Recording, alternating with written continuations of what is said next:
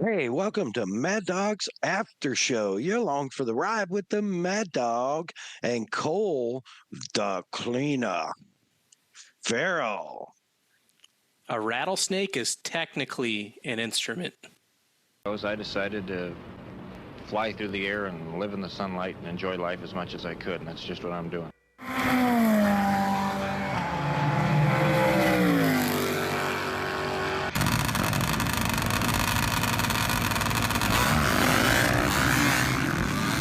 Okay, it's happening. Everybody stay calm. What's the procedure, everyone? What's the procedure? Stay calm. Wait.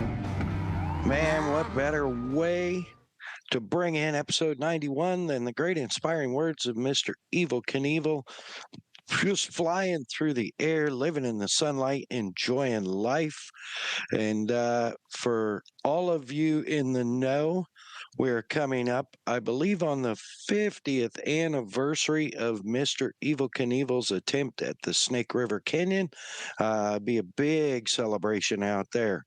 And, man, he would not have survived that crash without our great first responders for sure. And we want to give a special shout out to our first responders, all our fire, all our paramedics, all our police. We have great respect for all you do. Thank you, first responders. While we're thanking people, of course, thank you to our current military personnel all around the world, all our great American service people. Thank you so much. All our veterans, we appreciate and respect you, and a special shout out to those families that gave all the MIA and KIA. Dude, I am so stoked that we have Kicker Performance Audio along for more than 2 years now with us by our side, cranking out the tunes for all your 12-volt needs. Kicker Performance Audio. Find them online, kicker.com, on Instagram at Kicker Audio, and on Facebook, Kicker, every other Tuesday night on YouTube and Facebook on their live TV show, Kicker Unmasked Live. Of course, Bomber Eyewear, Bomber Floating Eyewear, Bomber Safety Eyewear. Or you get them all combined together and get a pair of Mad Dog approved Bomber Eyewear in a polarized dark smoke lens boogie bomb that is ANSI 87 OSHA approved safety lens while you're at it. Hit up their website, bombereyewear.com. Over 40 styles of frames. I don't even know how many styles of lenses. You can find them on Instagram too, at Bomber Eyewear. Of course, our man Cole at the Premix Podcast, sharing all his passion for desert racing through the lens of a camera. If he's at your race, hit him up. Get some bangers from him. Slide into his DMs over at the Premix Podcast on Instagram. And if you have an event that you need emceed or a race that you need announced, or Slack Our race specifically, because that's one he needs to tick off his list, slide into his DMs, get him booked. He is booking for 2025 currently, but get him booked now on Instagram.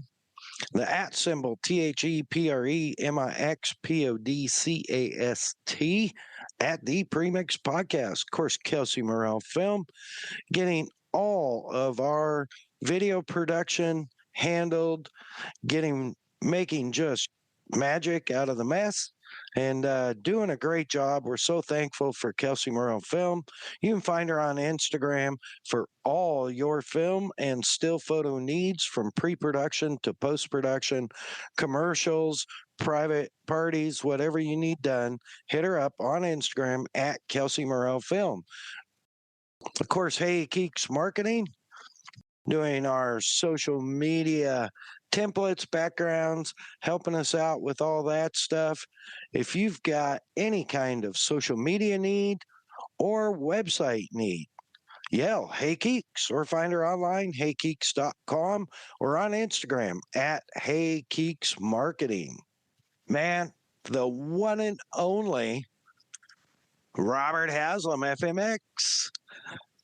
Dude, welcome aboard. Thanks for having me. I know we've been talking about this for a while, so this is to finally get schedules that work together and make this work. Oh yeah, man, you've been so busy, and we'll get to that. I want to do for those of our fans, followers, and listeners who don't know who Robert Haslam is. Um, Robert and I worked together about 1,000 years ago in the Muzzies days. I think he was 12 back then. And he rode freestyle on weekends and pursued his dream. I like to claim that I helped push him off the cliff to pursue his dream as a full-time freestyler. And I'll tell you what, he's been doing it full-time since what, 2014 now?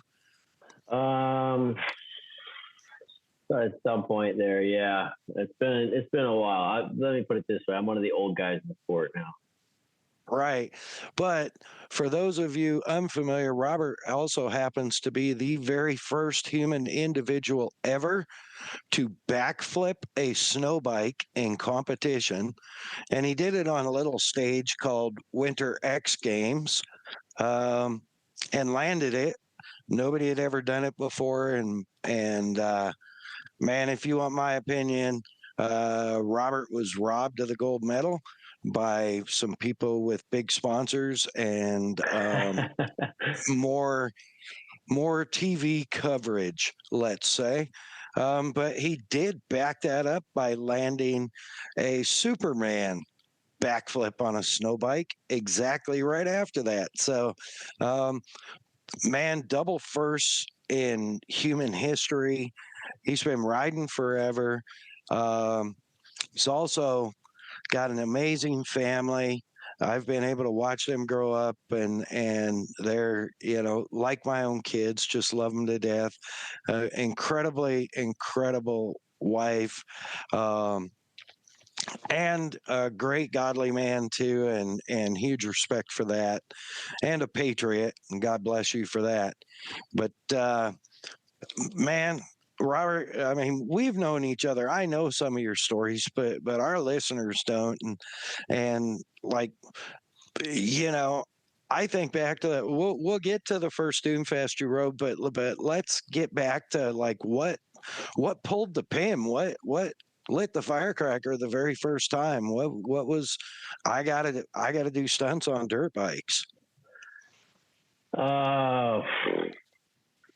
I don't know if there was necessarily one pin that was pulled, but I'll say just very early on, I just like jumping dirt bikes, whether it was out in the woods, jumping tree roots. When I used to just go out in the woods on the weekends as a teenager and ride my bike, or, pop into a track once or twice a year and try to find the big jumps, or, just kind of became an obsession, really. I mean, everybody always dreams as a kid for, being an athlete, or, just kind of those job titles that always seem like they're way out of reach. And for me, I just never really believed that it was out of reach. And, fast forward, here we are now, I think 17 years later, after doing my first professional demo, still doing this. Yeah, it's amazing, And did you have any family history in motorcycle racing, any background, or did you just decide you wanted to start riding dirt bikes and go from there? I mean, kind of that hallmark story of, the dirt bike under the Christmas tree at 4 years old. And then it was just, with living in the Pacific Northwest, we don't get to ride year round. So it was summertime. Right. We go camping, and dad and uncles were into motorcycles, and so we would just go camping in the summer and take dirt bikes, and we'd take off in the woods, and that's what we did. And didn't really get too much more into it than that until I got my driver's license, when I was able to kind of go off on my own. And that's, I guess that could be the pull the pin moment, was getting my driver's license, when then I was able to start bouncing around, traveling a little bit locally, trying to figure out what I wanted to do with my life. That's awesome. And I know you basically like. Do you remember the first time you hit a big ramp? Because folks, he is Pacific Northwest. I mean, Redmond, Oregon, basically is I think where most of it started, and it's not notoriously a huge area for producing freestyle riders. No, not at all. I mean, I had tried over the years to find people to ride with that rode freestyle when freestyle back in that time was just crazy. It was exploding fast. The internet was new. And so there were some forums that I was on and just watching some of these guys that now I'm lucky enough to call friends or, people I've gotten to network with and mentor from. And so really just trying to do it on my own for the most part. Found a couple guys that were young like me that were wanting to get into it, that were actually up north of the border in Canada, which the weather up there is even worse off. And so we kind of started networking and they had a little more behind them as far as parental support and got a place to ride that just started from literally the ground up. I mean, you're talking just a hand-me-down takeoff ramp to probably the scariest dirt landing you've ever seen. But we were young and dumb. We didn't know any better, and we made it work. And that evolved over the years into bigger and better. And that helped propel all of our careers to, kind of just start on that path. Yeah, that's crazy. And I don't know, you couldn't have been very old when you started with us at Muzzy's. No, and when I started at Muzzy's, I had done, a handful of freestyle events at that point. I maybe had a few years under my belt, but I for sure wasn't regularly flipping or anything like that yet, and just trying to kind of figure out life. And so, me and my wife, we had just gotten married, and we moved from Northern California where I met her. Figured that we needed to pick a place to start. And so I was riding with someone that happened to live out of Central Oregon.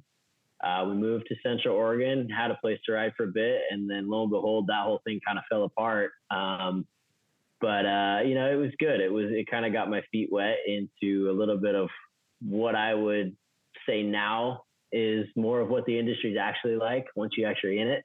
There are definitely some bad eggs, but there are plenty of good eggs too. Absolutely. And so, yeah, I kind of just bounced around the Northwest and Northern California and just trying to carve a name for myself and still trying to stay true to who I am and not go the path that some of the other guys I know did. Yeah. Do you remember the first show you did? Well, let's go back. What about the first jump where you actually threw something besides a dead sailor? Ooh, yeah. Man, I can think back to being 17, 18 years old on a bike that at the time was the best thing ever, but looking back was just an absolute roach. And it was when I actually learned how to do heel clickers and no-footed cans, and it was just this dirt step up that we carved out at my grandparents' house all the way out in Ephrata, Washington. And you could say, I guess that was kind of the start of my freestyle career at that point. I had a buddy that was riding with me that day, and he was not very happy that I all of a sudden started figuring this stuff out, and he could not, for the life of him, get it down. And, from there, it kind of cascaded, and I had a buddy that back in Western Washington, out of high school, we built some jumps, and I learned Cordovas on another dirt jump that we carved out. Just anything and everything that I could make work without actually having the right tools to do it. I was trying to do it with every ounce of fiber in my body. And, some of those tricks that you're talking about, specifically the Cordova, became one of your signature, and still is one of your signature tricks. And we're going to get into that part, but yeah, so you're bouncing around, you're doing shows. Do you remember the very first show you did? Like, did you have a case of the guts? I'm guessing you didn't eat Taco Bell before or anything. The first show I actually did, I got called by some friends up in Canada. Same friends, a couple of them that I mentioned earlier, whose place we went to go ride at. At the time, they were doing some things across Canada, in British Columbia and Alberta and things. And they had a show actually up in Chilliwack, BC. And so they called me. So and I'm they very said, hey, familiar with. it's one of those places you drive through across the one highway and you blink and you miss it. Yeah, I went to junior high and high school there. It's a fun place though. A lot of good memories after this first show. But the first show that I did, they called me up there, and again, I'll play that young and dumb card. They were timid to actually hit the ramp the first go around that day, and this was back in the metal landing days too. So we didn't have airbags like we do now. And I hit that thing first after watching them do run by after run by. I got tired of it, and so I hit it, and I completely missed the landing and broke my ankle that day. And so that was my experience with my very first show, very first mobile landing. Didn't end well. Wow, that's a heck of a way to start. I think there's a lot of people that would go, okay, well, maybe this isn't for me at that point. But I know you well enough that it was like, how fast can I heal so I can get back on the bike? Well, and that was just it. I mean, I had to drive home that day too, and I had a little single cab manual Toyota pickup, and so I drove home and I didn't even know that my ankle was actually broken. I just knew that it hurt. And by the time I got back across the border and had to stop for fuel, when I took that step out of the truck, I about fell to my face because it was so painful. And like you said, of course, at that point, it was, okay, it's broken. Now how long before I can get back on the bike and get back to this? Right. So as that progressed and you did some more shows and, you had day jobs obviously for a while and was jumping on the weekends, and we're absolutely blessed. And for me, a special blessing for sure that, you came into the Muzzies family, and it was at a great time during Muzzies. And folks, let me tell you, the best parts coordinator I have ever had, and that ranges my 8+ years with Muzzy and my 13 years with Ford and my 11 years in independent automotive stuff. By far the best, most organized. Dude, you were meant for that role. It was a great fit at that time. Yeah, no, it was fun. I mean, I guess that's one quality that I think anybody that steps into a role like I have, where you try to be an athlete, is whatever you do in life, you do to the best of your ability. It doesn't matter what the job is. I mean, you could be scrubbing toilets, you can be flipping burgers at McDonald's, you could be a parts coordinator or an athlete. Like, you don't have a choice but to succeed. Like, to failure is not an option. And so any of those jobs that I've ever worked, I've always just put my head down and done the job and try to do it better than the person before me. And you did, for sure. I mean, the things that we accomplished and the coordination, organization, made huge differences at, like I said, an incredible time at Muzzies. I mean, we were kings of off-road at the time, and anytime when you're a performance manufacturing company and you have at times 100+ of a single SKU on back order that takes roughly 50 SKUs to make that one SKU, for someone to keep that all together and be able to keep your, whatever we had in the back, 23 people all moving and all continuously stacking boxes and putting them on the shipping truck every day. A lot of that was thanks to the programs that you put in and the ways that you helped us coordinate all that. So, don't sell yourself short. You did a great job for sure, and I know that at that time we were able to. I am grateful daily that God blessed you with coming in to my life at that time. And I really saw a lot of, like, I knew that wasn't your end game, right? And you and I talked about that many times, that you wanted to ride, and you were riding weekend shows, and I think getting home at, like, midnight or 1 o'clock Sunday morning, and come and be at work at 7:30 Monday morning.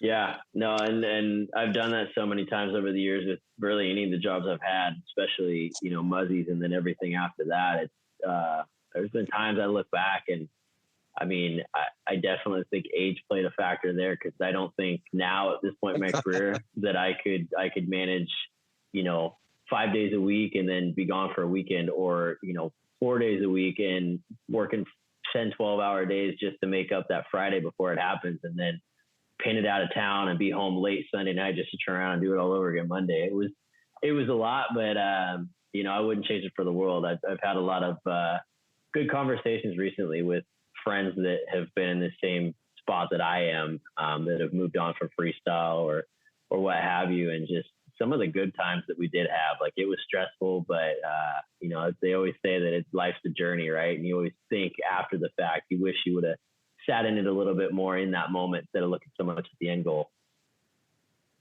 Yeah, but I mean, you were definitely driven to pursue writing freestyle for a living. Like, you wanted to do that full time. And, I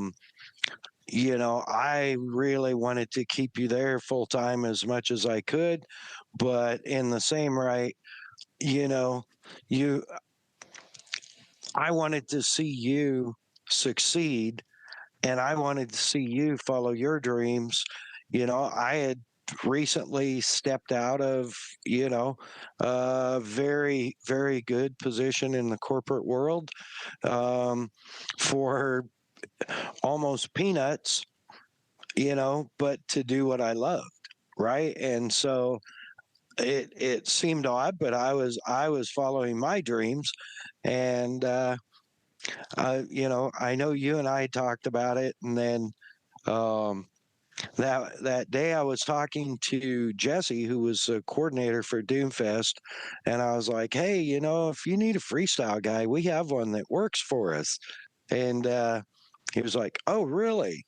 I'm like, "Yeah." He goes, "Well, yeah, I kind of need one." And I said, "Oh yeah, he's your guy. He's young. He's a family guy. He's clean cut, um, and I'm sure he rides a great show. I'd never seen you ride. I'd only heard you talk about it and seen pictures, and and I'll never forget. Jesse was like, "Does he backflip?" And I'm like, "Oh, he will for sure. Yeah." I remember the look on your face when I turned around and said, "Hey, I think I just got you Doomfest." And you were like, "Wow, really? That's cool." I'm like, "Yeah.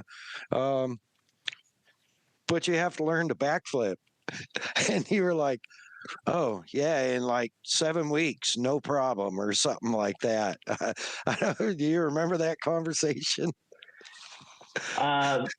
Vaguely, and I'll attest that to maybe hitting my head too many times. But yeah, I know at that point in time, I had done them, but definitely was not proficient in them whatsoever at that point. I'm still very, very new to it, and especially going into a show like Doomfest. I mean, I've it's crazy to think how many times I've ridden that event for different promoters over the years. And the last year or so, or this last year, not under my program, but the 2 years prior to that, I was fortunate enough to actually have it under my Jett City brand, which is cool. But I mean, everybody that's gone in there, I've told them, I said, man, this is no joke. Like, this show is one that'll challenge you. I mean, the wind is always a factor. And back then, we weren't jumping the big airbag landings that made it a lot easier. We were jumping the metal. There were some out there that weren't that great compared to others. None of them really were great, but I mean, basically cheese wedge to cheese wedge, trying to, you know, let's just use the analogy of trying to, like, you know, shoot fish in a barrel at some point when the wind picked up. So definitely that was a testing moment in my career for sure. It was, you know, I definitely remember the look on your face, but you know, it all worked out. And this goes to how bad you wanted to pursue your dream. Is you went out and refined the backflip. And I think that first Doomfest show, if I remember right, you're riding with Marco and Colton. Yeah. And they were both on quads too. Yeah. And some sled guy that wasted his sled in practice. Yeah, I think that may be the first and only time that one of those jump sleds has been in the dunes for a freestyle event. Because those things, they overheat quick, and those wheels and the skis that they have to run just to be able to go down the ramp runway don't like the sand at all. So he grenaded those things, and so he was out, and it was kind of a hot mess there for a minute. Yeah, I don't know that you and I have ever really. I don't know that I've ever got your side of that show, but I want to share my side, but I want to hear your side first because, folks, one of the most humble people that you will ever meet is Robert Haslam. So let's hear your side of how that show went, because that was your first Doomfest, and you're riding with guys that have been flipping quads and doing, I mean, multi-time at the time gold medal, X Games gold medal winners, and the local guy Robert Haslam comes out on his dirt bike, and so all right, walk me through that. Well, like I said, we showed up there, and I've never ridden out on the coast before prior to that. I mean, and I say on the coast, literally on the coast. So, I mean, you can stone's throw into the ocean. So, I mean, you're getting all kinds of weather that should not be in play when you're jumping dirt bikes 40 feet in the air. And, you know, I showed up and I jumped mobile landings before, but this was a new one, never seen it before. New takeoff, and it was a 6 foot wide one for these quads. And that ramp, I've jumped several over the years since that, but a lot of the time we build these ramps on the decking of it, we put sheet metal first and then this expanded metal for grip. And this ramp had no sheet metal on it. It was only expanded. So you could see right through it. So, I mean, there were factors that I was trying to process in my mind as I'm looking at this thing. And, you know, to be able to ride on the sand, we had plywood down with carpet over it. So it's kind of floating, and it's not solid like it would be on dirt or concrete. And then on top of that, we had just hurricane winds too. So, you know, on the ground, you're in a hurricane, you get in the air and it's even worse. And so, you know, I'm watching these two guys that are starting to get in the zone. And yeah, you talk about Colton Moore. I mean, the Moore brothers are legendary. And at that point, Colton was kind of on his A game at his peak in his career. And, just cool. I mean, I've, like you said, I'm humble, maybe to a fault. And so I've never really been that guy that gets too starstruck when I get around guys, but just more or less like just the opportunity to ride with guys of that caliber has always kind of piqued my interest. Because there's obviously a lot you can learn from guys that have done the things that they've done.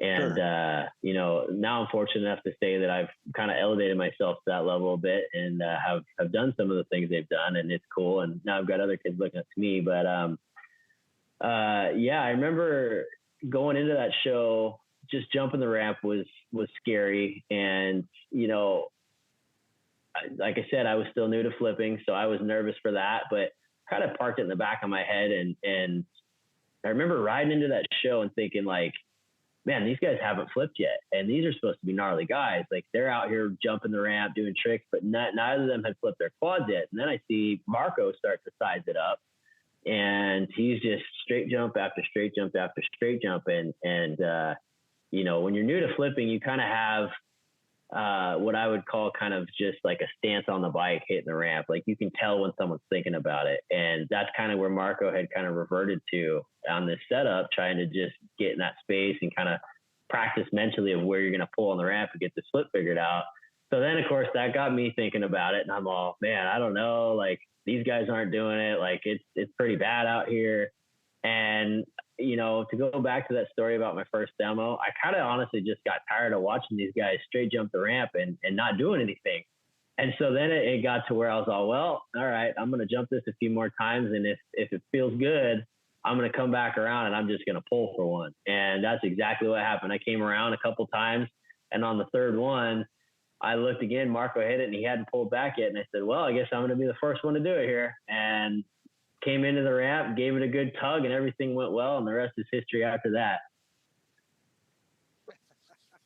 Yeah, that was an incredible moment for me, not only in pride. I almost threw up watching you. Obviously, I felt very vested in you.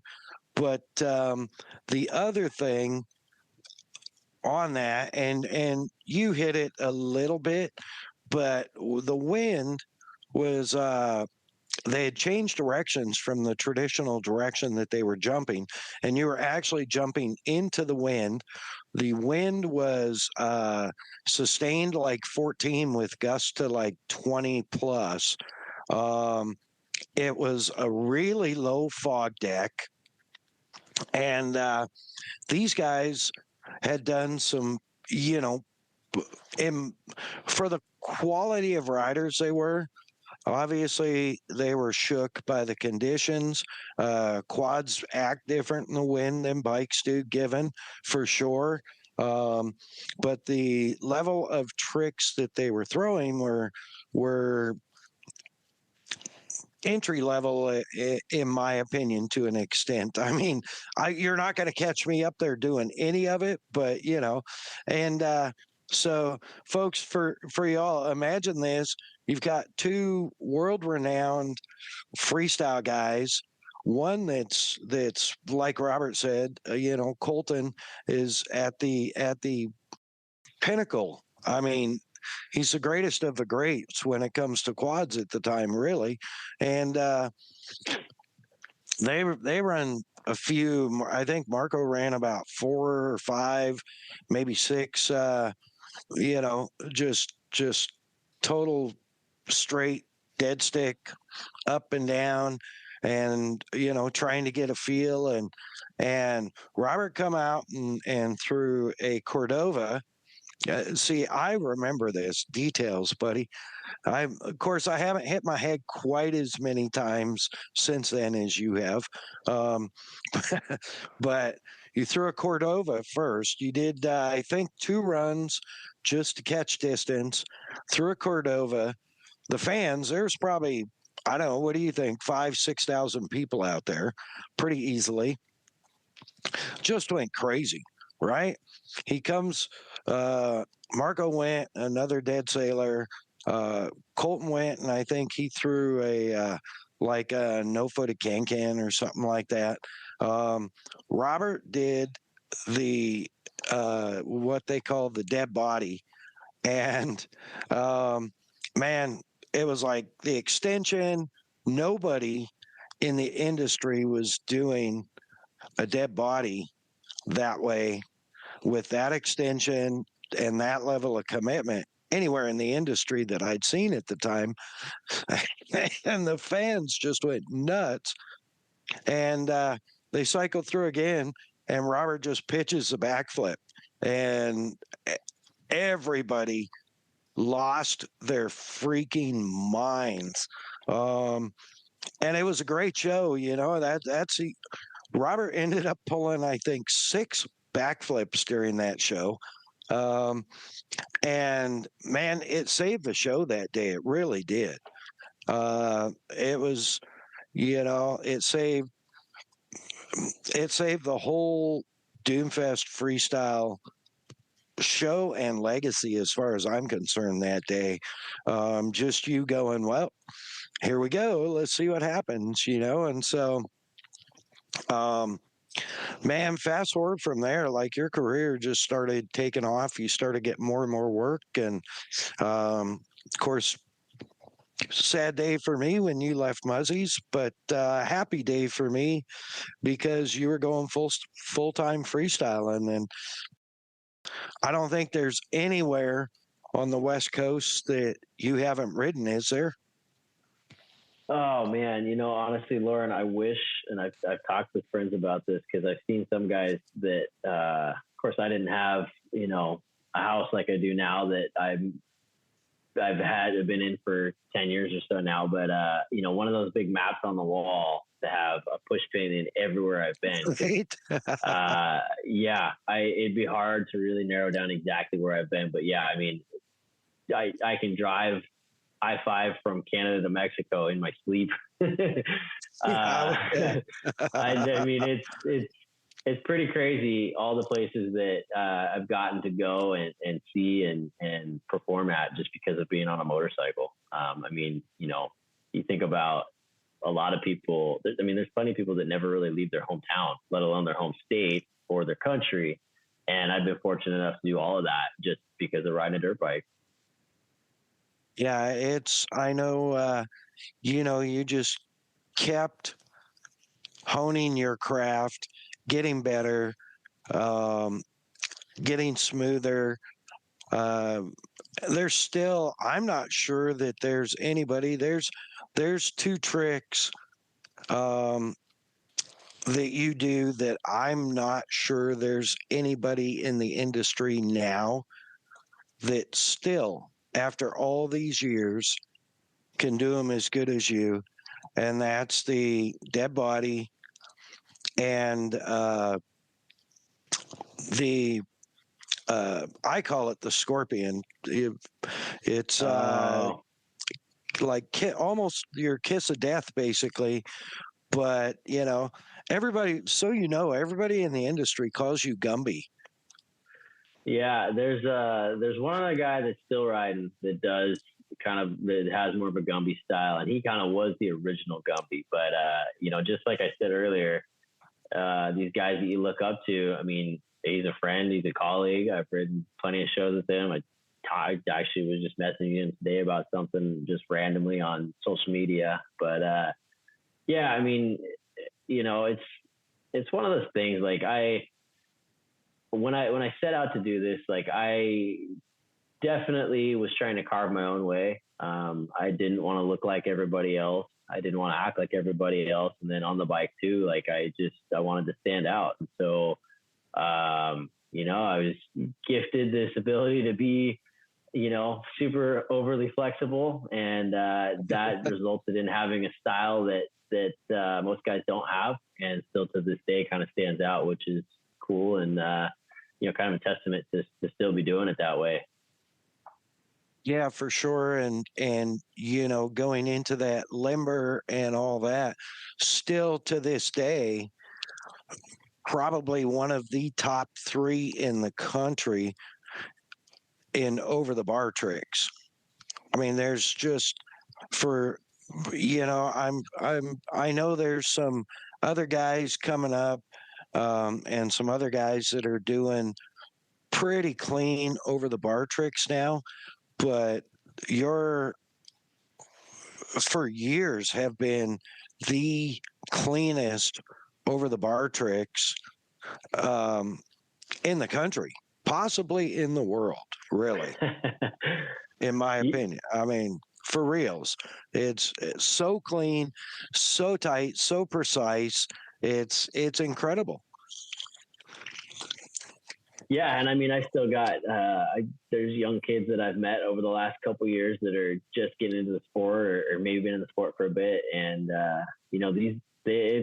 it's like when I started. These are the kids that have seen me, at when they were younger, before they were on a dirt bike doing what we're doing now. And, they're looking up to what I've done or what I do. And it's cool. It's kind of a weird place to be that guy in the sport now. Because I definitely don't really see myself in that light. I mean, I still feel like I'm a kid at heart and I'm young, but my body reminds me otherwise, and kind of puts me in my place. But it's I don't know, man. I'm fortunate and I'm blessed to still be doing what I'm doing and at the level that I'm doing it on top of that. Yeah, absolutely. And something that you touched on just a couple of minutes ago that I want to kind of sidetrack on is, not only um, your abilities in the air, your abilities over the bars, your God-given gift to be flexible and all that, but you wanting to be different than what basically anybody else in the industry, which you have definitely achieved and accomplished.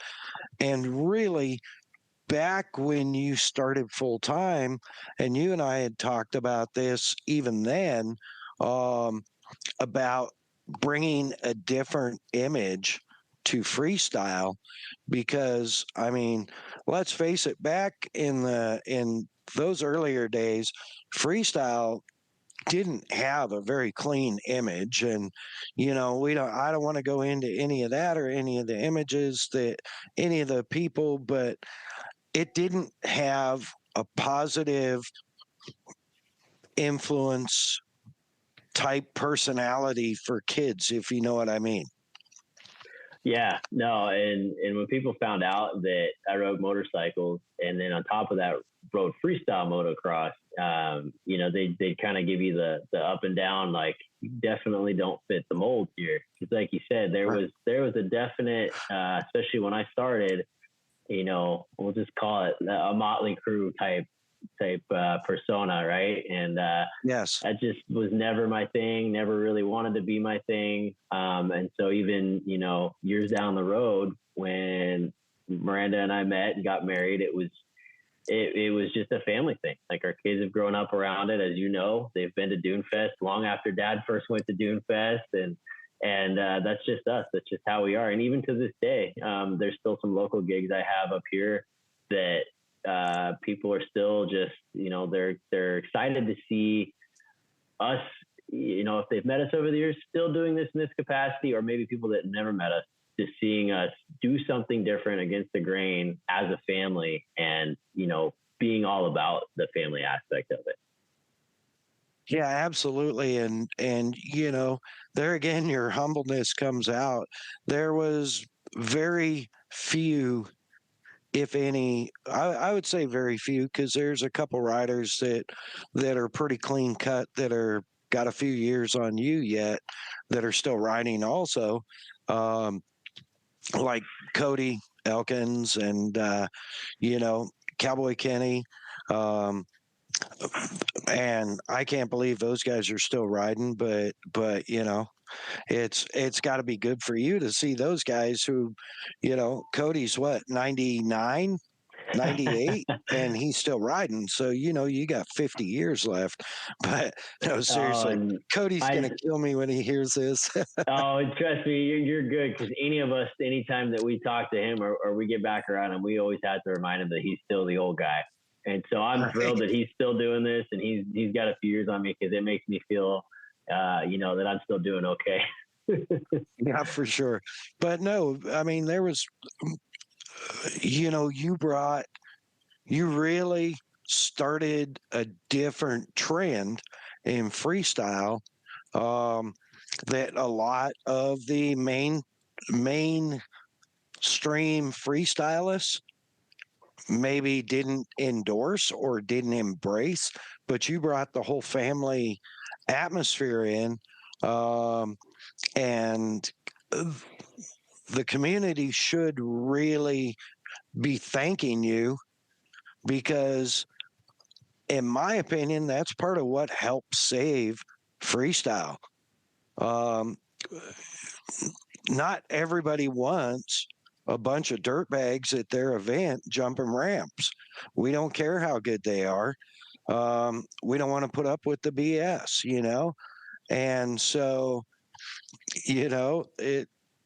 I mean, you really not only carved out a niche for yourself, but started to open the eyes of even parents, like you said, of kids that are riding now going, oh, well, Haslam's not a douchebag. I don't want my kid to be a douchebag. He wants to ride freestyle. Well, look at Haslam. Let's hook him up with him or whatever. You know what I'm saying?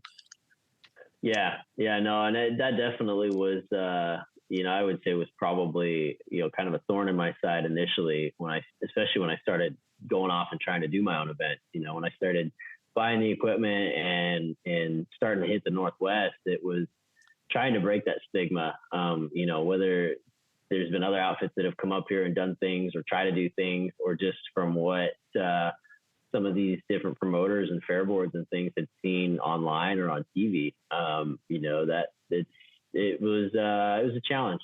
I mean, it's still a challenge. There's still plenty of people that try to hold on to how freestyle used to be. And I mean, a lot farther and fewer than it used to be for sure. But right. Yeah, it's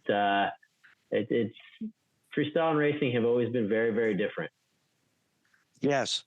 Yeah. Well, and you really brought that. And then as you graduated through, I wouldn't really say graduated, but as you refined and you did more and more and more shows, we were able to, Doomfest became really a staple for you. And you became a staple for Doomfest.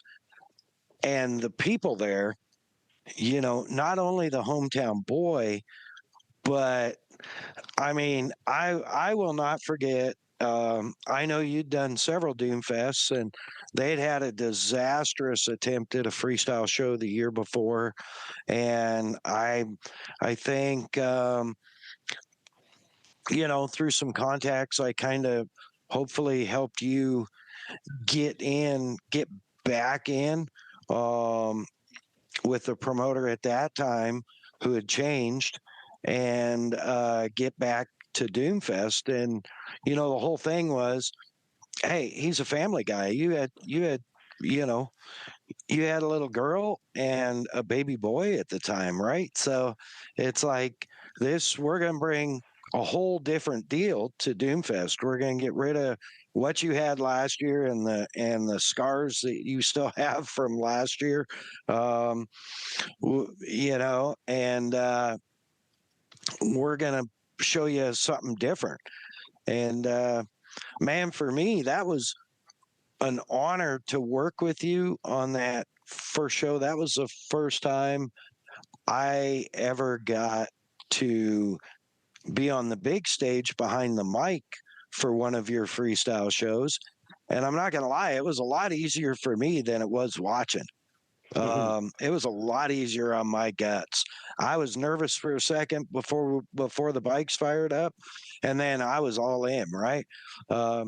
Watching your shows in the past, like, man, I would have a case of guts so bad that you thought I ate, $50 at Taco Bell the night before. Used to make me so nervous. I was so scared for you.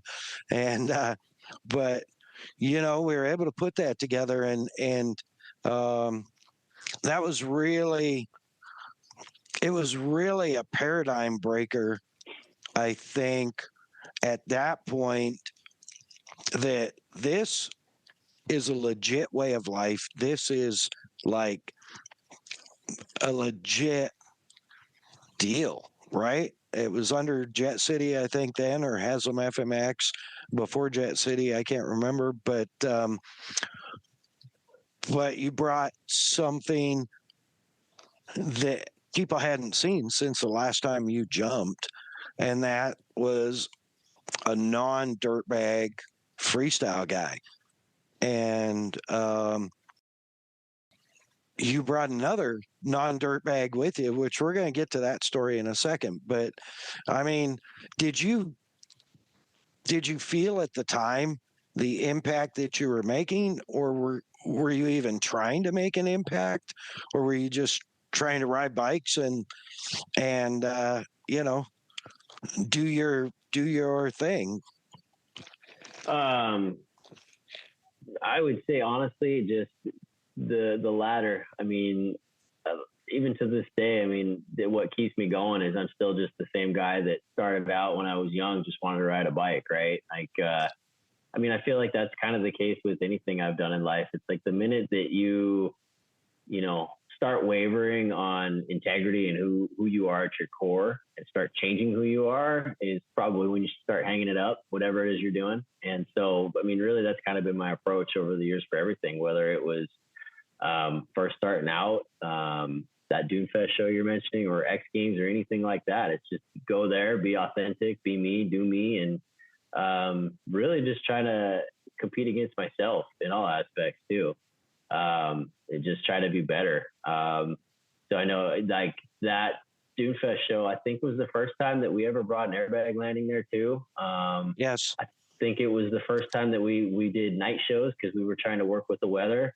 And so, I mean, that year was the year after I did the X Games and had medaled and all that. And, it was, I'd say that was probably the pinnacle of my career to this extent, right? Like just everything that happened in that short window of time, it was just kind of finally starting to feel the fruit of all the labor over the years and just having a blast doing it. I mean, I had my kids there with me.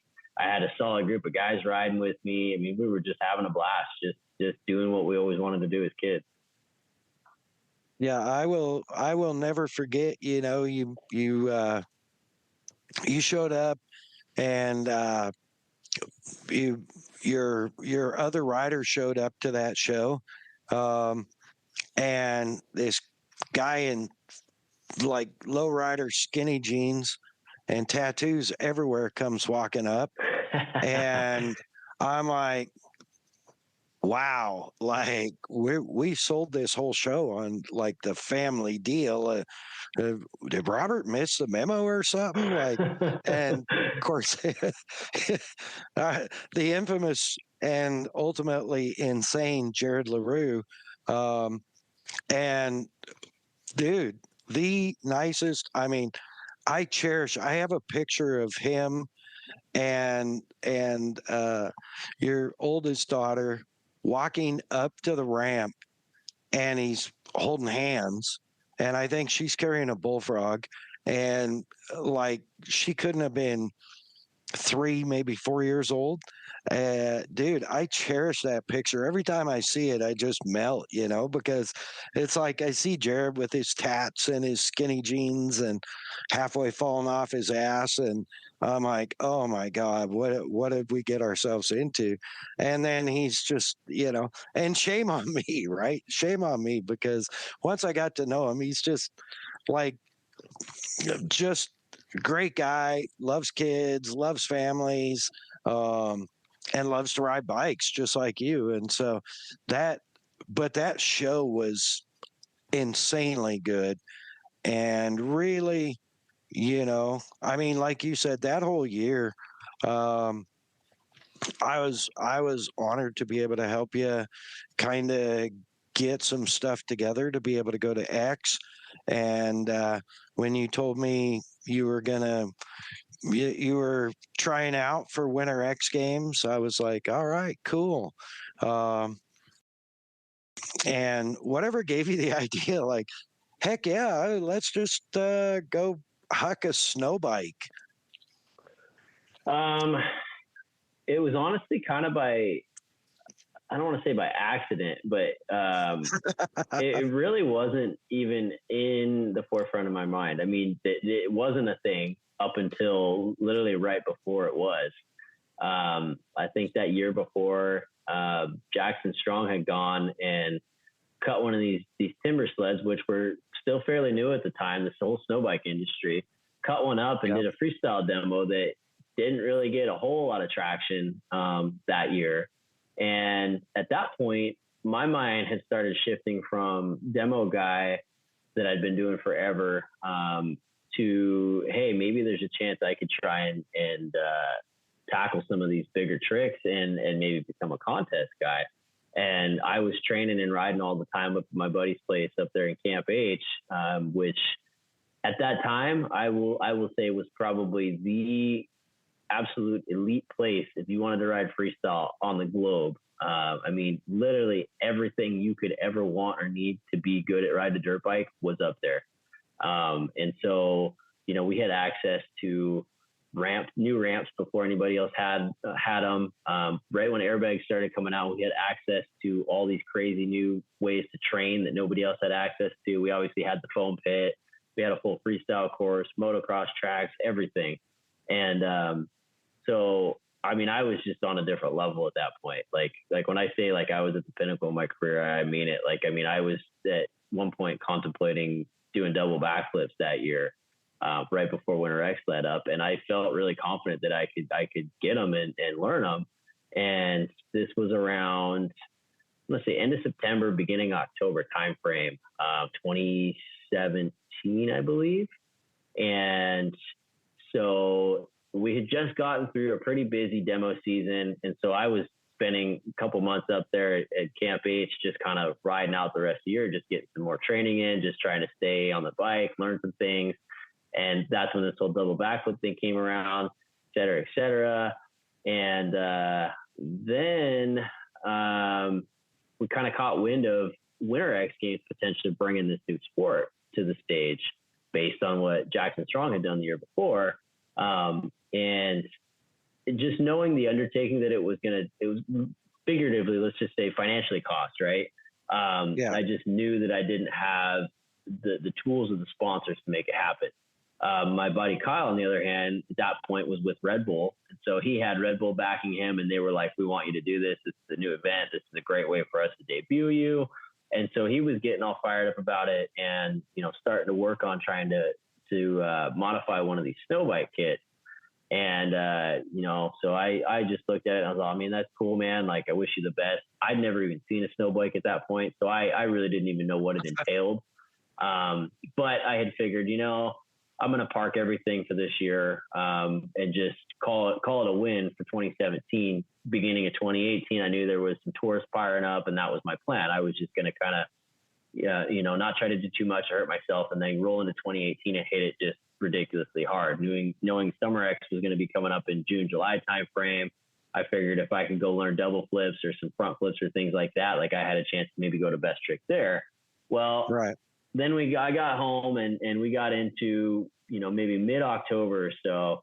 And I started talking to my buddy Kyle a bit more and he started telling me like, hey man, like there's a good opportunity with this event. Like there's not really anybody that's signing up for it right now. And you know, I think you got a good chance, especially with the place up here to train. Like if you wanted to try and do this, like I think you could probably pull it off.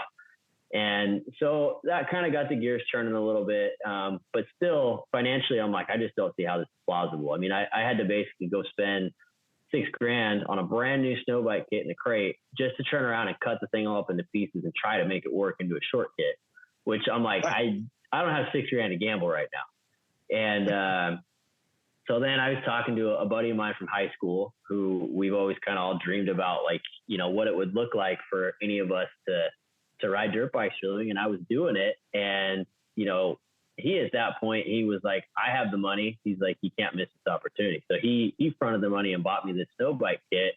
And that's basically when I was all, well, there's no going back now.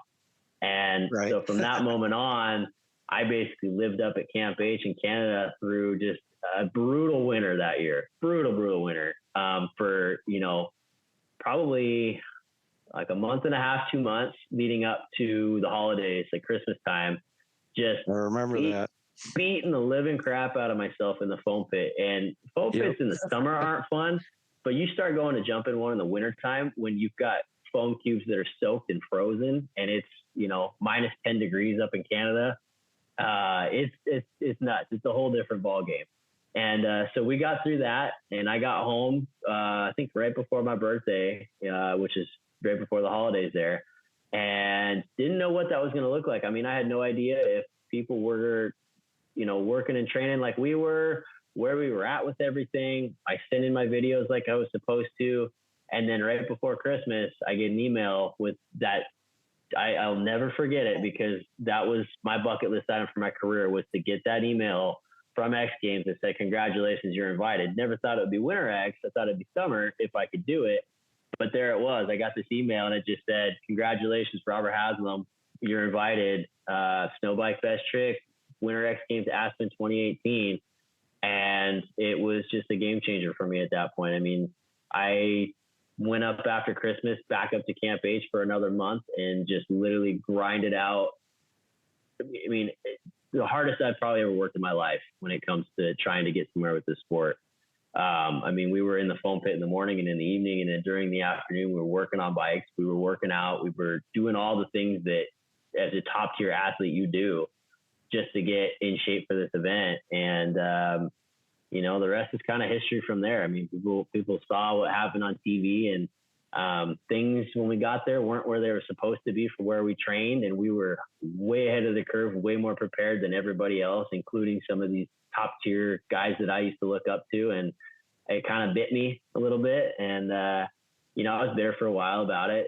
And just like you said, I mean, I was so prepared. I had tricks in the bag that I could only do at the set gap that the ramp was supposed to be at. And because the ramp got pushed in closer because these guys weren't prepared, I couldn't do those tricks. I would have literally just grenaded myself. And, you know, it's hard to sit here and not think what could have been, what should have been. But, you know, at the end of the day, we still showed up, put on a face. I was still the same person that I am today, just smiling, having a great time, and did it for the hometown kid.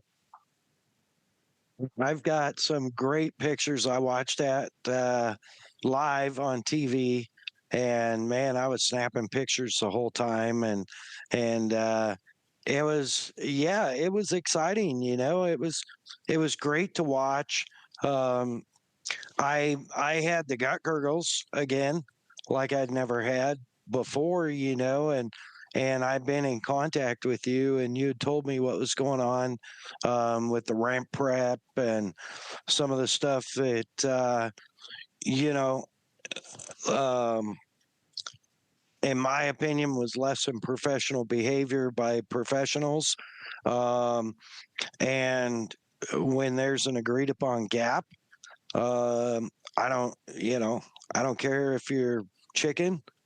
That's the gap it's supposed to be at. But if you're a big name, you got a lot more, you know, swing in the punch, I guess. So, yeah, I've often thought about that, but in the same right, you know, you freaking came out of nowhere, in my opinion, laid down the most dangerous trick of anybody, landed it, and yeah, you know, okay, it went to, you know, a high profile energy drink that starts with an M athlete, that it shouldn't have really, for a trick he'd done probably 10,000 times on dirt, which granted, there's a difference, dirt to snowbank, but there was no inversion. You were the only one that was inverted in the whole top three. So that being said, it is what it is. You still got that medal. You still got the guitar. And, dude, it was, you know, there's what they say, 420,000 people worldwide watch that competition. So, I mean, there's something to be said for that. The hometown kid from the PN went to X Games, and, you know, walked out with a medal. So that really, to be classified, you know, and that's to your humbleness, because you didn't bring this part up. They only took 10 to the event. That was the top 10 freestyle riders basically in the country that could ride a snow bike. And you finished in the top 3, you know? So, yeah, man, you killed it. You killed it. It was so exciting. And I was so happy for you. And, fast forward, you had the tour of the whole next year. I think you went overseas. Um, you rode in South America. And then, of course, being a medal winner, you had the invite back and some of the crazy stuff you were working on leading up to Winter X the next year that I don't know if you want to go into or not, but Winter X the next year, the ramp situation and everything was even worse. Yeah, it was. I mean, it was polar opposite of the previous year. I mean, I was on a different equipment. I had gotten a company to actually help me out. So they built this crazy looking kit that looked different than anybody else's. And unfortunately, they kind of just took the wheel and built this thing and said, "Here you go," and it didn't work whatsoever for what we needed it to. And so we ended up having to dissect this thing while we were up there and basically try to build something else out of it in the time frame that we didn't have to learn tricks on it. And so that was a mess. And I ended up getting hurt that year because of things not working. I got pinned up under the bike in the foam pit and tweaked my knee really, really bad. And that was about 2 weeks out from actual date of X Games. And at that point, I still didn't know what I was going to do. I just knew that I had to do something to get back there. And so, I mean, I remember that phone call. It was just fighting the uphill battle of all uphill battles just to make it back there. I mean, at that point, I did at least have some sponsors that were helping me out. I had people that were behind me. So, I mean, financially, I was in a better place than I was the year before. But it was survival mode that year. And it started off on a high note. I mean, when I realized that kit it wouldn't flip. I could not get the thing to backflip for the life of me. Like, it just would not. And that was the problem. And I had been thinking leading up to that, like, I wonder if front flips are possible. Because at this point, there were guys on dirt bikes that were doing them, but it was still, I mean, we're talking maybe a couple years in, if that they were doing them on dirt bikes. And the one thing I did have in that kit that nobody else had was a rebound control that had probably 25 to 30 clicks of rebound. And so I thought, well, I can't get this thing to go backwards. We'll try and go frontwards. And so I just sped the rebound up all the way to where I dang near broke the screw off and just gave it hell in the foam pit. And lo and behold, I got the first one a little more than halfway around. And then after that, a couple more closer than that. I think at that, shortly thereafter, I think I did get one or two maybe around in the foam pit that I probably would have landed. But I also didn't want to go into X Games with only that in the bag. Like, I wanted to have some sort of backup just based on how the year before went. Like, I wasn't in a position to be stupid and go there and say, this is all I have. The ramp's not right. I can't do it. And any of us that have been there know, like, there's been guys in the past, if you don't do it, you're never getting an invite back. So that was in my head. And I thought, well, if I can get a backup trick just to have and then plan on maybe doing the front flip, then at least I've got a couple different options here. And it just was the year that didn't happen. I'm just going to put it that way. I had a lot of high hopes, a lot of expectations that I set the bar high, that it was just everything that there's nothing I could do. It was out of my control. Yeah, that was a tough one for sure. But perseverance, and you are out still cranking it out almost every weekend of the year. Between now, I mean, fast forward from there, you've ridden what, Africa, the Middle East, South America, Canada, Mexico, USA. Where else? Been down to the Caribbean. Trying to think where else I've been. Like I said, this is one of those things. I wish I had a map of all these places. Right. I mean, I definitely haven't traveled international as much as as much as some guys have. Jared, for instance, that guy, I swear it's like he's across the pond every other week or every few weeks at this point in his career. It's crazy, but also it's tough when you have a family. Like I wouldn't want to be gone that much. I mean, I'm grateful for the traveling I did get to do, but anymore, the travel weighs on you. Anybody that's done this in this capacity or just travel for work in general knows how taxing it can be to just be on the road away from family and friends. And I mean, it is your lifestyle. There's you don't have a normal life. You don't get to come home during the week and plug back into get-togethers and birthdays. I mean, you're missing all that stuff. So it's been good, but I'm glad that a lot of that's behind me at this point, and I'm able to be home during the week and be the guy that I need to be back home. Yeah, for sure. And speaking of home, your beautiful wife, and I remember when she was pregnant for the first time. You were still working with me at Muzzy's, and we were all excited. And then the second time seemed like it was pushing up on Doomfest or right after Doomfest that Fox was born, something like that. And then it's like, hey, yeah, we're pregnant again. And I'm like, oh, wow, congratulations. So awesome. Yeah, I might not be able to ride Doomfest. It depends on when the baby's born. I'm starting to go, okay, what's, I'm trying not to make like the 9-month back determination from Doomfest, but it's wintertime. So I'm just going to say that. But, people got to stay warm. And then, hey, yeah, we're pregnant again. And so, yeah, beautiful, amazing family. And so blessed with that too, man. It's like, I don't blame you for not wanting to do a lot of the overseas stuff. You've got your compound up there. You're building ramps for other guys now.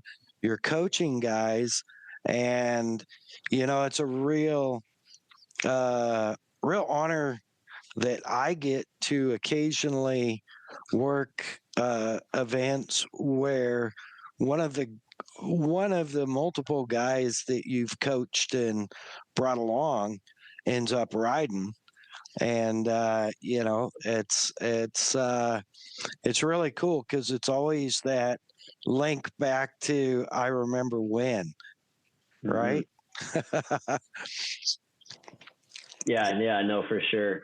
Like I said earlier, I mean, there's a lot of guys now that I've been fortunate enough to come across that they pick my brain, they ask questions, and then you see them pop up at an event or what have you, and I don't know, it's just talking to guys like Jared or even Cody Elkins or some of these other guys that I've grown up and ridden with. It is crazy to reflect on everything that we've done and the places we've been and the people we've met and, realize like just how long we've been in this and how fortunate we are to have been doing this as long as we have. I mean, because there's been plenty of guys over the years that have gotten hurt really bad. There's been several guys that have unfortunately passed away from the sport. And,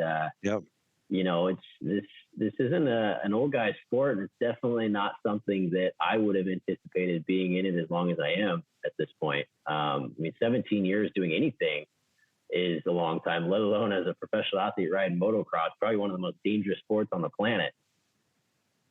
Yeah, by far. I was just thinking to myself, this isn't golf. Like,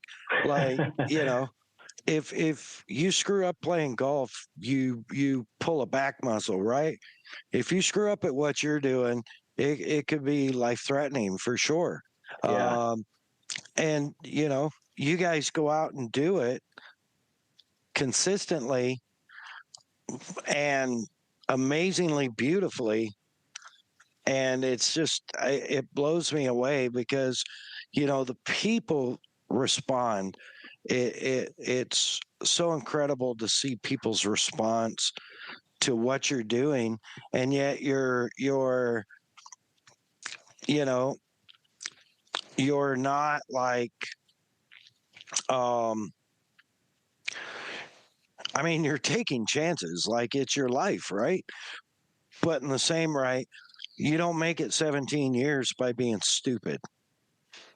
No, definitely. That's one of those common questions. Even at these shows that I'm doing now from parents and kids is, and none of us like it, but it's how many bones do you broke, right? And my response anymore is not as many as most. And that, just like you said, that's from, being as smart as you can within what we are able to be, not taking unnecessary risks, not being that guy that's out there winging it and riding over your head when you shouldn't be. And it's easy to get in that space. I mean, you get, spike of adrenaline, or you're having fun with the boys, and it's a good event, and maybe you try to do something that you haven't done in years. It's just never. I mean, I've done that a few times over the years, and after the fact realized real quick that I shouldn't have. But I know plenty of guys that are just out there just winging it weekend after weekend, and you try to tell them, man, that's not the way to do this if you're trying to be in the spinning length of time. Right. Yeah. No, and I've seen that and seen the results of it too, at events, and it's like, whew, you can't do this. You can't ride this way for very long, you know? And I think about that one show that you rode at Doomfest, and there was a kid riding there. That was the year before you promoted your own, and he literally, we had called the show got called short because he kept landing so deep he blew out the plywood on the landing, and it was frightening. And dangerous, and dangerous for everyone, not just the rider, but you guys and fans and everything else. But I feel, I don't know what it takes to master the zen of being able to backflip a 75 gap consistently without taking chances, right? I mean, that's Jedi status stuff. Yeah, I was actually just having this conversation with Jared the other day about how many backflips I've actually done over the years. Because I did my first one in 2011, and it's 2024 now, so it's been well over a decade of doing this, and I don't know. It'd be interesting to know that number, but I mean, it's just dare I say it's second nature anymore. I mean, the first one of the day, any given weekend, even if it's the same bike, same ramp, like it still, gets your heart going after not doing it for a week. But yeah, it's weird to think that that's just my normal. Yeah, it's crazy. I mean, I have so many good memories of you riding, and I'm hoping to be able to get to another one of your shows sometime in the next 10 years before you decide to hang it up, but or 15 years, whatever. But but I will always remember the man. It must have been the what would it have been, 2021 Doomfest, and TPQ and I were announcing, and I think you had Jared, Cody. I think you had Cody and Cody. I think you had Cody Elkins and Cody McDonough. Yeah. Well, that was the year we had 4. Yeah, and we were,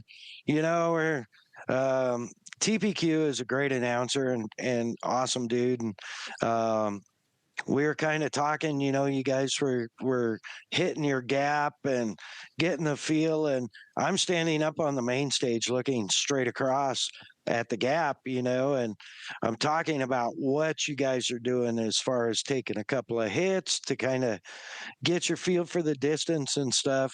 And man, you come out for your second test hit, and just throw a full monster huge backflip, and midstream you turn your head and you're looking right at me on the stage, and I was like I'm going, all right, here comes Robert. He's going to do, he'll take a couple more hits here to get his distance and get feeling good. And wow, I guess he feels all right. That was, dude, that was definitely a highlight of my entire life. And I can't thank you enough for that, but you also scared the crap out of me.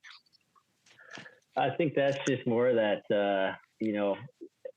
there's a time and a place, I guess, but, we had a good group of guys. We had a solid crew. And that year, I think, was one of the years where somehow we didn't have hurricane force winds either. So we got fortunate there, and it was just a good time. I mean, that was definitely probably one of the better years that we did that one. For sure. That was a lot of fun. And man, it's now you're still out there. You're hitting how many different tours are you doing now a year? So are you doing monster trucks? Is it the Hot Wheels monster truck? Or so I mean, last year should have been a full year prior to me getting injured the second half, but the last, I guess, 2.5 years now I've been with this the Hot Wheels monster truck program. And it's been good. I actually told someone the other day, I was like, it's weird because it's consistent. And they're like, freestyle is consistent? And I said, yeah, for the first time ever, it's consistent. And it's honestly, it's about as easy as it gets for any of us that have been doing this forever. I mean, they book flights for us, they get hotels for us.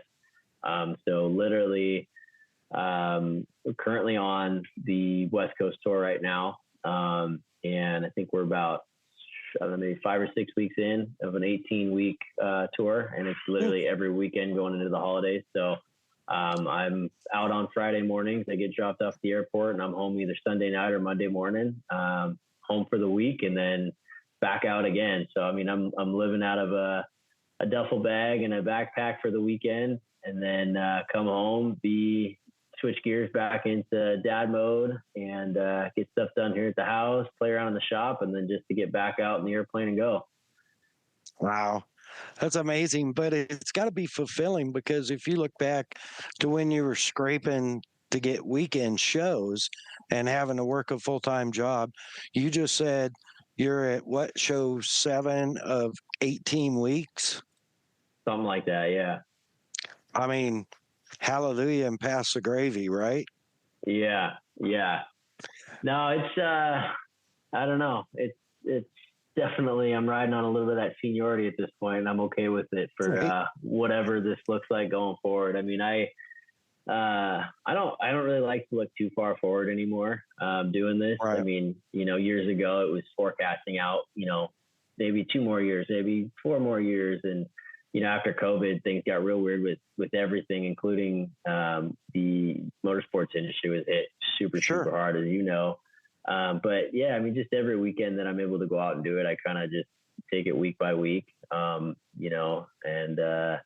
kind of see where it goes. So I've kind of given myself, at least the rest of this year and kind of see how I'm feeling at the end of all this. And I know that this tour is probably going to keep going for quite a while. So there's potential to jump back on in January and keep going. But, even that, it's having almost a pretty set schedule. It's still tough to be away and sleep in a different bed every weekend in a hotel somewhere. And for sure, we've talked about that multiple times on the show because I cover a lot of my road trips and trips and hotels and rental cars and all kinds of stuff. So yeah, I totally know what you feel, but man, 17 years. Yeah. Flying through the air. Yeah. Pretty remarkable.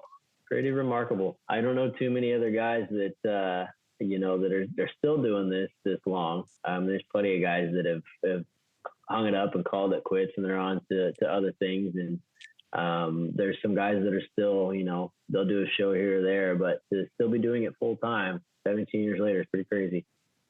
Yeah, that's nuts. That is nuts. I know you're pushed up on time. I know you got some stuff you got to do. Couple of things. One, sponsors.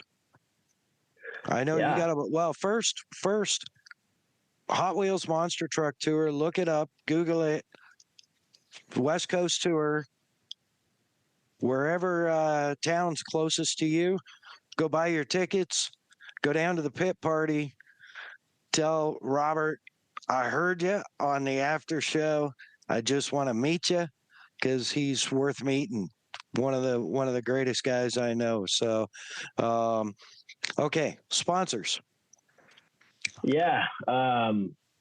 You know, unfortunately, you know, like I said, COVID kind of really put a damper on my career as far as sponsors go. I mean, I had some really, really good momentum right before that, and I started hitting that kind of pinnacle where, you know, I had some companies stepping up and actually, you know, kind of propelling me into that next step in my career where I was getting some salaries and things, and it was definitely helping. But I will say that, you know, through that, there are a couple really solid companies that have stuck by me. Kicker obviously is one of them. And Lauren, you've got the Kicker branding loud and proud right now. I can't say enough about those guys. They're great. They've helped me out with, you know, even local events, helping me, you know, with some budgets and things like that and products and advertisement. So that's been awesome. And then Fly Racing too. You know, they went through a little bit of a kind of tumultuous time where they went a little more corporate and some things changed, but you know, I've basically been in fly gear pretty much, I'd say 95% of my career. And so I'm stoked to still be with them and, you know, carrying that out through the end of whatever this looks like too.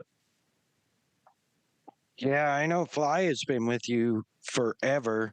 They're lucky to have you, you know. I know they kind of wanted that you know, that clean cut look when you first started. I don't think they were too crazy about. It's like, well, I don't know, freestyle, you know, but man, you have been a staple with them forever and you've done wonders for them. And you know, I can tell you that, you know, I wear Fly because of you. So you know, you and BC thankfully have helped me out with Fly, and I like their product, and I would definitely have more when I need more. But and Kicker, I mean, it just goes. I talk about them all the time. They are one of our primary sponsors on the show, and we're just so grateful to have them. So I totally get you're part of that family for sure. Um, and dude, you've been through the gauntlet. I mean, you really have, and persevered, in the positive, always chasing the dream, and living the dream really. And Yeah. you know, it's man, I'm super grateful for your positive influence on freestyle and moto, and really being one of the main players in changing the image, you know, and you should be really proud of that. I know you don't look at yourself as that way, but there's a lot of us out there that do, that know, and that do. So, and we're grateful too, because really changing the image of freestyle has, you know, it's like I don't even know what you want to call it. It's a reciprocal thing. Changing the image has led it to be more popular at these family events, which in turn has kept guys like you in more work. Yeah. Yeah. No, I definitely, I will say that you're not wrong there. And I will take that with everything you're throwing at it. If that's one thing that I can add to my resume or my accolades of helping shift kind of the thought process on freestyle model, then so be it. I'm happy to be that person, happy to do that, and I'll gladly take those slings and arrows. Yeah, for sure, man. And all right, so oh man, we're really pushing your time. Special mentions, thank yous, anything like that, Robert? Parting comments? I mean, first and foremost, the Lord above, got to give it up to him. I mean, that's basically the reason for anything at this point.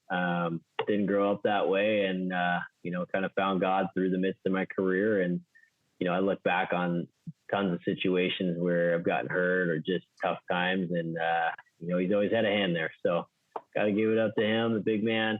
And then maybe just throw a mention in there for my fabrication stuff too. My kind of exit strategy from freestyle, and like you said, I've been building some ramps over the years, and built some recently for some guys, but just having fun with that. I mean, it's cool. It's something different. Probably the first thing that I've really put a lot of effort into since freestyle, and really trying to hone that skill set, and been building some cool one-off parts for my bike, and sold a few to some other people, and just having fun with that. So right now I've only got the Instagram set up for it, but it's Prairie Fab. If anybody wants to look it up and kind of follow me on there too, you get a little bit of moto and some welding and fabrication stuff.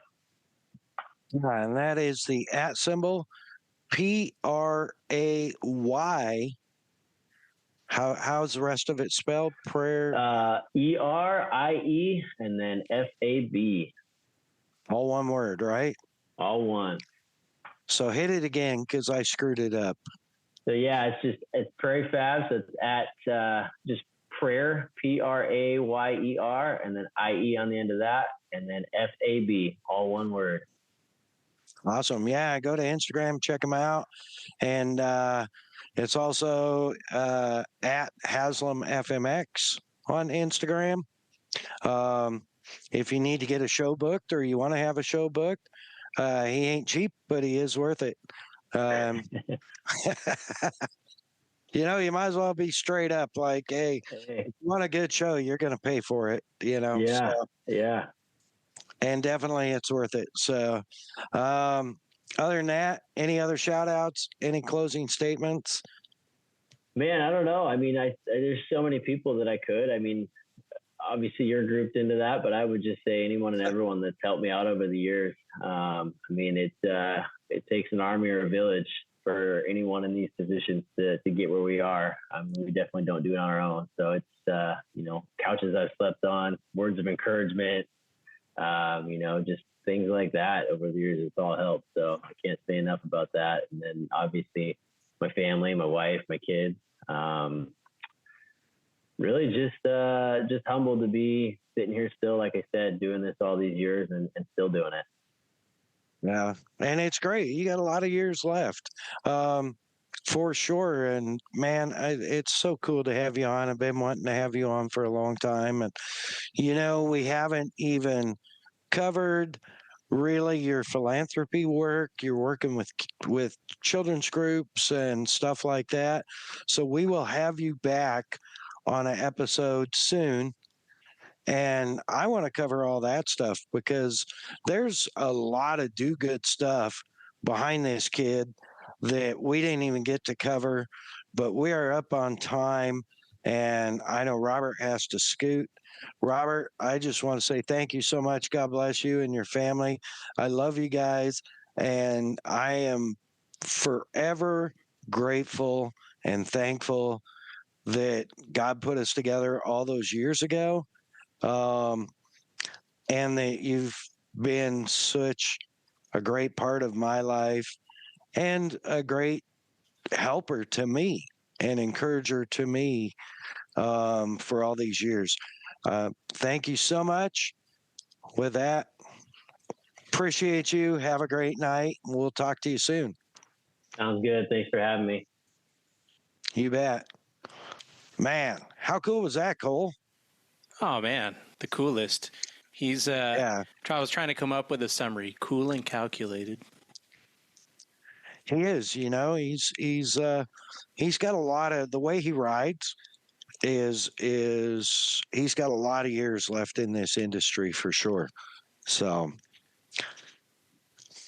yeah, that was great. I can't wait to get him back on. But I just want to, of course, we covered Kicker Performance Audio talking about Robert, but Our great partners and sponsors, Kicker Performance Audio, Kicker Marine Audio, Kicker Power Sports Audio. Find them at kicker.com, on Instagram at Kicker Audio, on Facebook, Kicker. Every other Tuesday night live TV show, Kicker Unmasked Live on YouTube and Facebook. Of course, Bomber Floating Eyewear, Bomber Safety Eyewear, bombereyewear.com. Check them out or find them on Instagram at Bomber Eyewear. Be sure when you find the shades you can't live without and you're checking out, in that code, use your MAddOG20 to get your Mad Dog discount. Let them know Mad Dog sent you. bombereyewear.com. Of course, the Premix podcast and all those desert racing photographs. Next time you're out in the desert racing, look them up, find him, get them lined out to get some shots for you. That's our man Cole at the Premix Podcast. That's the @ symbol, ThePremixPodcast. Of course, Kelsey Morrell Film for all your still and video needs, and taking care of all of our video audio production and getting our hot mess tuned up and ready for our YouTube channel. That you'll find them on Mad Dog Media on YouTube. It's Kelsey Morrell Film. Find her on Instagram at Kelsey Morrell Film. Of course, Hey Keeks Marketing, handling our website and our social media backgrounds, templates, stuff like that, and available for all your website needs or social media needs. Yell Hey Keeks. Find her online, heykeeks.com, or on Instagram at Hey Keeks Marketing. Before I close the show tonight, I want to dedicate this show to the memory of the legend and my good friend Jessie Combs. Miss Jessie passed away August 27th, 2019. We are recording August 27th, 2024. Jessie passed away doing exactly what she loved doing and claimed the fastest woman on 4 wheels in the world and a Guinness World Record of a speed of 522.783 miles an hour. I want to refer you all to the Jessie Combs Foundation website. You can find that at the JESSICOMBS Foundation.com. And I want to read a clip that says, I ask that all of you celebrate my life and everything I stand for. I ask that you do everything in your power to share my vision, what I put my entire life on the line for, to reveal to this world what they are capable of by showing them the confidence and abilities they already possess.